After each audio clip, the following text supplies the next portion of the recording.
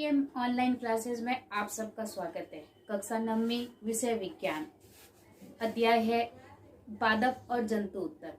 आज हम इस वीडियो में जंतु उत्तक के बारे में अध्ययन करेंगे। इससे पूर्व वाले वीडियो में हमने पादप उत्तकों के बारे में जानकारी प्राप्त की थी। हमने पादप उत्तकों में ये देखा था कि पादप उत्तक पादपों में विभिन्न प्रकार के कार्यों को संपन्न करवाने में सहायक होता है। अगर पादपों की रक्षा की बात करें तो रक्षी उत्तक उनमें रक्षण का कार्य करता है। खाद्य पदार्थ और खनिज लवण के संबंध की बात करें तो जाइलम और फ्लोएम उनमें ये कार्य को पूर्ण करता है। और अगर हम विभाजन की बात करें तो विभाज्य उत्तक होता है वो पादपों में विभाजन के लिए उत्तरदायी होता है।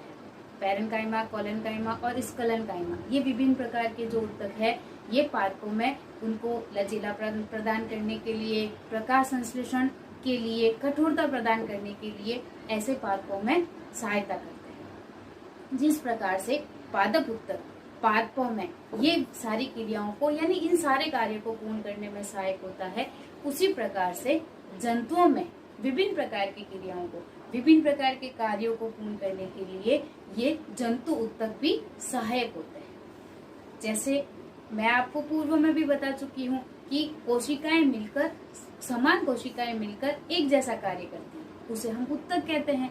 तो उत्तक की परिभाषा आपको पता है।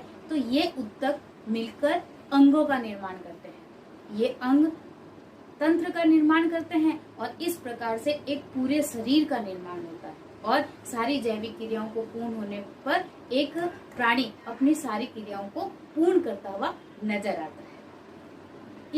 इसी क्रम में हम सबसे पहले जंतु उत्तक के बारे में जानकारी प्राप्त करते हैं। जंतु उत्तक मुख्य रूप से 4 प्रकार का होता है: एपिथेलियम उत्तक, संयोजी उत्तक, पेशीय उत्तक और तंत्रिका उत्तक।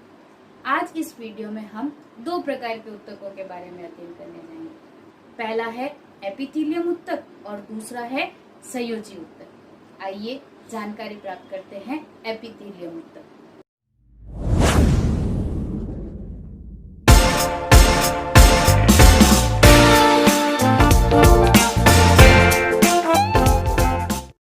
एपिथेलियम उत्तक। एपिथेलियम उत्तक यह उत्तक शरीर को ढकने और रक्षा करने वाला उत्तक होता है। जिस प्रकार से पादपों में रक्षी उत्तक यानी एपिडर्मिस होती है, वो पादपों को बाह्य वातावरण से सुरक्षा प्रदान करती है, ठीक इसी प्रकार से एपिथेलियम उत्तक होता है, यह शरीर को ढकने और रक्षा करने वाला उत्तक होता है। यह रक्षात्मक आवरण के रूप में पाया जाता है। शरीर की त्वचा व आंतरिक अंगों की श्लेष्मिक झिल्ली का निर्माण करता है। तो हम ये कह सकते हैं कि एपिथेलियम उत्तक वह उत्तक है जो शरीर को ढकने और उसकी सुरक्षा के लिए उत्तरदायी होता है। एपिथेलियम उत्तक मुख्य रूप से कहाँ कहाँ पाया जाता है? तो एपिथेलियम उत्तक मुख्य रूप से मुख हुआ, नासागुहा, फेफड़े, आमाशय, आंतों की आंतरिक सतह पर पाया जाता है। एपिथेलियम उत्तक की संरचना की दृष्टि से अगर हम देखें तो एपिथेलियम उत्तक की जो कोशिकाएं होती है वो एकदम पास होती है और सटी हुई होती है।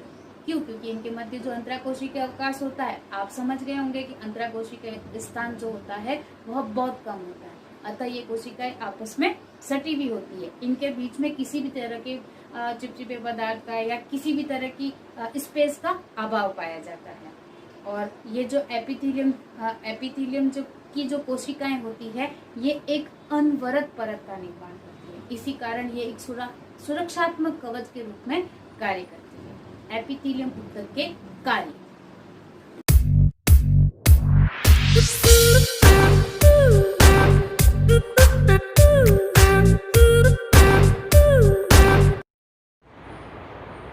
एपिथेलियम उत्तक के प्रकार और उनके कार्य। एपिथेलियम उत्तक के जो प्रकार है वो मुख्य रूप से उसके कार्य से संबंधित है। यानी एपिथेलियम उत्तक है जहाँ जहाँ उपस्थित होते हैं, जैसी उसकी संरचना होती है और जिस प्रकार का जो कार्य करता है उसी के आधार पर उसका नामकरण है। मुख्य रूप से जो एपिथेलियम उत्तक है वो निम्न प्रकार के होते हैं: सल्की एपिथेलियम उत्तक, स्तंभाकार एपिथेलियम उत्तक, घनाकार एपिथेलियम उत्तक और पक्षमाभी एपिथेलियम उत्तक। आइए एक एक करके इनकी संरचना और कार्यों के बारे में जानकारी प्राप्त करते हैं। सबसे पहले हम लेते हैं सल्की एपिथेलियम उत्तक। जो सल्की एपिथेलियम ऊतक है, इसकी जो कोशिकाएं होती है वो चपटी और पतली होती है। चूँकि इसकी कोशिकाएं चपटे आकार की होती है तो नेचुरल है कि इसके अंदर जो केंद्रक उपस्थित होता है वो भी चपटे आकार का होता है। साथ ही जैसे एग्जाम्पल बताऊँ कि कैसी दिखती है, तो हमारी जो दीवारें हैं या फर्श है, यहाँ पर जो ईंटें नहीं लगी हुई होती हैं, जैसी ईंटें जैसा वो शेप में नज़र आती है उसी प्रकार से ये सल्की एपिथेलियम ऊतक उपस्थित होता है।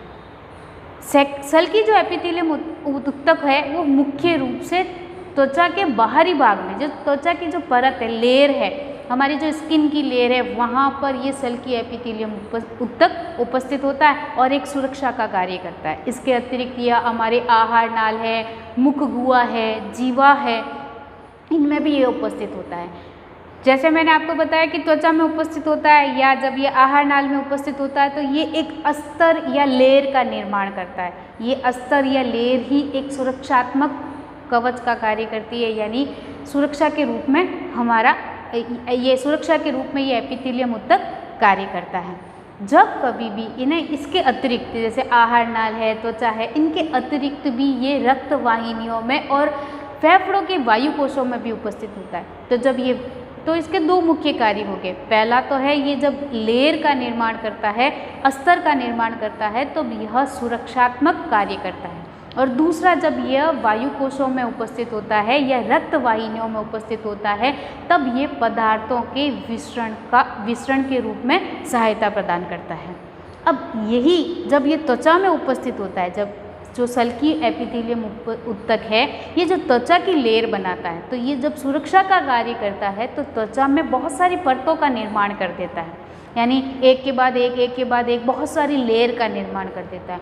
तो जब सल्की एपिथेलियम ऊतक बहुत सारी लेयर के साथ सुरक्षात्मक कार्य करने लगता है, तो यही सल्की एपिथेलियम ऊतक स्तरित सल्की एपिथेलियम ऊतक के नाम से पहचाना जाता है। अगला जो एपिथेलियम ऊतक का प्रकार है वह है स्तंभाकार एपिथेलियम ऊतक। नाम से स्पष्ट है, स्तंभ के आकार का, यानी जो एक ही स्तर में उपस्थित हो।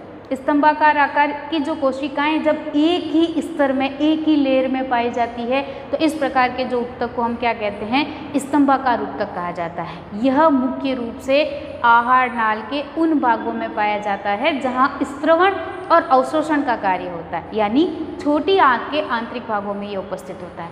छोटी आंत में ये उपस्थित होता है तो ये स्त्रवण और अवशोषण के अतिरिक्त यांत्रिक सहायता प्रदान करने का भी कार्य करता है। अगला जो इसका उपकला ऊतक है वो घनाकार उपकला ऊतक। इसके नाम से इसकी भी कोशिकाएं कैसी होती है, घनाकार होती है, इसलिए इस ऊतक को हम क्या कहते हैं, इस ऊतक को हम घनाकार एपिथेलियम ऊतक के नाम से जानते हैं। तो ये जो घनाकार एपिथेलियम ऊतक होता है, इसकी जो केंद्रक होता है वो गोलाकार और स्पष्ट होता है, और साथ ही ये मुख्य रूप से लार ग्रंथि है, स्वेद ग्रंथि है या वृक्क नलिकाओं में पाया जाता है। एक और बात मैं आपको बताना चाहती हूँ कि जब ये स्तंभाकार ऊतक है, जब ग्रंथिल रूप में उपस्थित होता है, यानी जब लार ग्रंथि में उपस्थित है या श्वेत ग्रंथियों में, ग्रंथियों के रूप में जब ये उपस्थित होता है, तो इसी ऊतक को ग्रंथिल एपिथेलियम ऊतक भी कहा जाता है। जैसा नाम जैसा कार्य वैसा नाम। अगला आता है हमारा पक्ष्माभिक एपिथेलियम ऊतक। दो ऊतकों के प्रकार जो अभी हमने पढ़े, पहला था स्तंभाकार और दूसरा था घनाकार। तो ये जो स्तंभाकार और घनाकार एपिथेलियम ऊतक है, इनकी सतह पर, ऊपर की लेयर पर छोटे छोटे रोम पाए जाते हैं। जब इनकी लेयर पर ये जो छोटे छोटे रोम होते हैं, यह बॉडी में उपस्थित छोटे छोटे पार्टिकल यानी छोटे छोटे कणों या मुक्त कोशिकाओं या म्यूकस, इनकी गति में, विशिष्ट दिशा में इनकी गति में सहायता प्रदान करता है। तो इस प्रकार का जो ऊतक होता है वो क्या कहलाता है, पक्ष्माभिक एपिथेलियम ऊतक कहलाता है। ये मुख्य रूप से अंडवाहिनी, श्वास नली, ग्रसिका, इनमें उपस्थित होता है। तो अभी हमने एपिथेलियम ऊतक के विभिन्न प्रकार पढ़े। मुख्य रूप से कौन सा है, सल्की एपिथेलियम ऊतक, जो लेयर बनाता है, सुरक्षा का कार्य करता है। स्तंभाकार, घनाकार, जब इनके ऊपर रोम पाया जाता है तो ये पक्ष्माभिक कहलाता है। जब ग्रंथियाँ पाई जाती है तो ये ग्रंथिल एपिथेलियम ऊतक कहलाता है। ये था एपिथेलियम ऊतक। दूसरा जंतु ऊतक है वो है कहलाता है संयोजी ऊतक। संयोजी ऊतक को हम क्या कहते हैं, कनेक्टिव टिश्यूज कहा जाता है। जो संयोजी ऊतक होता है ये अंगों को, ऊतकों को आपस में संबंध करता है, यानी जोड़ने का काम करता है, एक दूसरे को आपस में मिला के रखने का कार्य करता है। इसकी सबसे बड़ी विशेषता ये होती है कि इसकी जो कोशिकाएं होती है आपस में बहुत कम जुड़ी हुई होती है, यानी अभी तक वो जो हमने एपिथेलियम ऊतक पढ़ा था इसमें कोशिकाएं आपस में सटी हुई पाई जाती है, जबकि संयोजी यानी कनेक्टिव टिश्यूज होते हैं इनकी जो कोशिकाएं होती है वो आपस में कम जुड़ी हुई होती है। ये एक इनका जो अंतराकोशिकीय होता है ये एक विशेष प्रकार के आधात्री में पाया जाता है, यानी आधात्री को हम क्या कहते हैं, मैट्रिक्स भी कहते हैं। यानी इनकी जो अंतराकोशिकीय है यह एक विशेष प्रकार के पदार्थ जिसे मैट्रिक्स कहते हैं उसमें उपस्थित होती है। अब इस मैट्रिक्स की क्या विशेषता होती है, या यह जो मैट्रिक्स है यह उस संयोजी ऊतक के कार्य के अनुरूप परिवर्तित होता रहता है। ये जो मैट्रिक्स है इसकी जो प्रकृति होती है ऊतक के कार्य के अनुसार परिवर्तित होती है। मैट्रिक्स तरल जेली के समान तरल भी हो सकता है, यह मैट्रिक्स सघन भी हो सकता है, यह मैट्रिक्स कठोर भी हो सकता है। आइए देखते हैं कि ये जो कनेक्टिव टिश्यूज होते हैं ये कार्य के आधार पर मुख्य रूप से कौन कौन से होते हैं। सबसे पहले हम लेते हैं तरल संयोजी ऊतक, यानी संवहनी संयोजी ऊतक। जो तरल संयोजी ऊतक है इसका सबसे अच्छा उदाहरण है रक्त। आप सब रक्त की संरचना पढ़ चुके हैं। रक्त में मुख्य रूप से कौन कौन से भाग होते हैं जरा बताइए तो। आप अभी ये सामने होते तो आप तुरंत बोलते हैं। रक्त में मुख्य रूप से WBC, RBC, प्लेटलेट्स पाए जाते हैं और प्लाज्मा में ये सब उपस्थित होते हैं। तो ये जानकारी तो आपको है कि भाई ये कणिकाएं होती है जो प्लाज्मा में उपस्थित होती है। तो रक्त में उपस्थित ये जो प्लाज्मा है जो तरल रूप में पाई जाती है यह इस तरल संयोजी ऊतक का मैट्रिक्स है। यानी प्लाज्मा तो हो गई आधात्री और उसमें उपस्थित कोशिकाएं कौन कौन सी है, WBC, RBC और प्लेटलेट्स, ये इसमें उपस्थित मुख्य रूप से इसकी कोशिकाएं हैं। अब ये क्या कार्य करता है तो हम सबको पता है, हम सांस में कौन सी गैस लेते हैं, ऑक्सीजन हमने ली, कार्बन डाइऑक्साइड छोड़ी। तो बॉडी में ये जो ऑक्सीजन और कार्बन डाइऑक्साइड का परिवहन होता है ये किसके माध्यम से होता है, रक्त के माध्यम से होता है। तो पहला काम हो गया, गैसों के परिवहन में सहायक होता है। हम भोजन करते हैं, पाचक रस बनता है और ये पाचक रस हमारे शरीर की हर एक कोशिकाओं तक पहुँचाया जाता है। किसके माध्यम से पहुँचाया जाता है, रक्त के माध्यम से पहुँचाया जाता है। तो इसका दूसरा कार्य हो गया जो पचित भोजन है उससे बनने वाला जो पाचक रस है ये रक्त के माध्यम से हमारे शरीर में सभी अंगों तक पहुँचाया जाता है, यानी सभी कोशिकाओं तक पहुँचाया जाता है। इसका अगला कार्य क्या हुआ, जो उत्सर्जी पदार्थ बनते हैं, जिस प्रकार से गैसों का परिवहन हुआ, जिस प्रकार से पाचक रस का परिवहन हुआ, ठीक उसी प्रकार से जो उत्सर्जी पदार्थ होते हैं यह भी बॉडी में एक स्थान से दूसरे स्थान तक पहुँचाए जाते हैं। हमारे शरीर में विभिन्न प्रकार के हार्मोन्स बनते हैं। कहाँ बनते हैं, जहाँ इनकी ग्रंथियाँ उपस्थित होती है वहाँ पर इन हार्मोन्स का निर्माण होता है, लेकिन कार्य यह जहाँ इनकी आवश्यकता होती है वहाँ उनको पहुँचा दिए जाते हैं। तो ये बनने वाले जो हार्मोन्स होते हैं यह रक्त के माध्यम से ही उस स्थान तक पहुँचा दिए जाते हैं जहाँ इनकी आवश्यकता होती है। तो जो तरल संयोजी ऊतक है जिसका मुख्य भाग क्या है, रक्त है, यह क्या करता है, यह संवहन का कार्य करता है। दूसरा जो ऊतक है वो क्या कहलाता है, अस्थि मज्जा। आपने नाम सुना होगा बोन मैरो। बोन मैरो कई बार नाम सुना है, कई बार आता है। यह जो अस्थि मज्जा है यह एक प्रकार का मजबूत और कठोर संयोजी ऊतक होता है। तो नेचुरल है, ये मजबूत और कठोर प्रकार का है। तो इसकी आधात्री भी कैसी होती है, कठोर होती है। यानी अस्थि मज्जा होता है, इसकी जो आधात्री मैट्रिक्स होता है ये कठोर प्रकार की होती है। और किसकी बनी होती है, ये जो कैल्शियम और फॉस्फेट की बनी हुई होती है। और ये क्या कार्य करता है, ये बॉडी में एक पंजर का निर्माण करता है जो आकार प्रदान करने में सहायता करता है। और साथ ही ये मांसपेशियों को, अंगों को क्या करता है, सपोर्ट करता है, उनको सहारा देने का कार्य करता है। अगला जो संयोजी ऊतक है वो कहलाता है स्नायु। अब हम देखते हैं कि हमारे जो शरीर के विभिन्न अंग हैं वो एक दूसरे से जुड़े हैं। जैसे अस्थि से भी अस्थि जुड़ी हुई होती है, फिर वो मूवमेंट करती है, गति करती है, कार्य करती है। तो अस्थि को अस्थि से जोड़ने का जो कार्य करता है वो कौन करता है? स्नायु करता है। तो यह एक प्रकार का कठोर, मजबूत और फ्लेक्सिबल ऊतक है। नेचुरल है, ये फ्लेक्सिबिलिटी के कारण ही उन दोनों को आपस में जोड़े रखता है। और ये एक प्रकार का, इसमें एक प्रकार रेशे भी पाए जाते हैं। अस्थियों को अस्थियों से जोड़ने का ये कार्य करता है। अब जरूरी नहीं है कि हमेशा अस्थियां से जुड़ी रहती है। कई बार ऐसा होता है कि अस्थियां मांसपेशियों से भी जुड़ी हुई होती है। तो जब अस्थि और अस्थियों से जुड़ी होती है तब स्नायु कार्य करता है, लेकिन जब अस्थि को मांसपेशियों से जोड़ने का काम होता है तो एक अगला दूसरा ऊतक काम आता है, उसको कहते हैं कंडरा। कंडरा जो ऊतक होता है ये अस्थि को मांसपेशियों से जोड़ने का कार्य करता है। यह भी एक प्रकार का मजबूत ऊतक होता है, लेकिन थोड़ा क्या होता है? कम फ्लेक्सिबल होता है। नेक्स्ट जो है वो कहलाता है उपास्थि। अब जैसे देखिए ये अपना कान है, अगर आप कोई गलती करते हो तो आपकी मम्मी तुरंत कान पकड़ती है, आराम से मुड़ गया। कभी कभी ऐसा होता है कि हम अपने नाक को भी आराम से मूवेबल कर सकते हैं, लेकिन क्या यहाँ से हमारे हाथ को मोड़ना है, हम मोड़ पाते हैं क्या? जहाँ हमारी मजबूत हड्डियाँ हैं वहाँ हम ये सब कर पाते हैं क्या? नहीं कर पाते। तो जिन स्थानों पर थोड़ी फ्लेक्सिबल वाली ये उपास्थियाँ उपस्थित होती है, यह उपास्थि कनेक्टिव टिश्यूज कहलाते हैं। अब यहाँ पर ये मुख्य रूप से अब पता चल गया कहाँ कहाँ पाए जाते हैं, कान में, नाक में, इन स्थानों पर ये उपास्थि ऊतक पाए जाते हैं। इनकी जो कोशिकाएं होती है, इनके मध्य जो अवकाश होता है, ये थोड़ा कोशिकाएं दूर दूर पाई जाती है। नेक्स्ट जो कनेक्टिव टिश्यू है वो क्या कहलाता है? एरिओलर कहलाता है। जो ये एरिओलर जो प्रकार का जो कनेक्टिव टिश्यू होता है, यह मांसपेशियों को मतलब उन स्थानों पे पाया जाता है जहाँ रिक्त स्थान है।